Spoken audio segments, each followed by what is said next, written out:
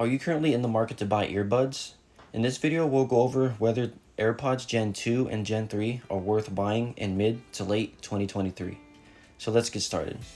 So as we get into the box of the AirPods, you can quickly see that the design of these haven't changed at all since their initial announcement way back then.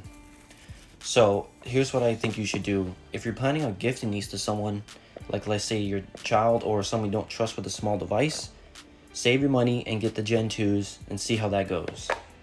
If you're gifting these to someone that is tech savvy or plans to use these for a while, then spend the extra money and get the Gen 3s because they'll perform better, last longer, and most importantly, they will be supported by Apple a little bit longer.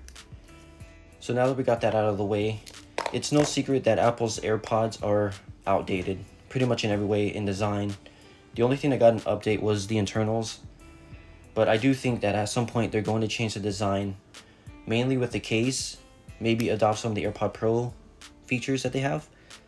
But the biggest thing though is that they're phasing out Lightning soon.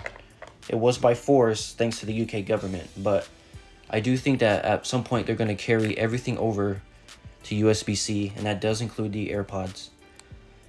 So I do think that a major design change is coming, so if you can, wait until at least September, as that is the earliest we may see a change for AirPods.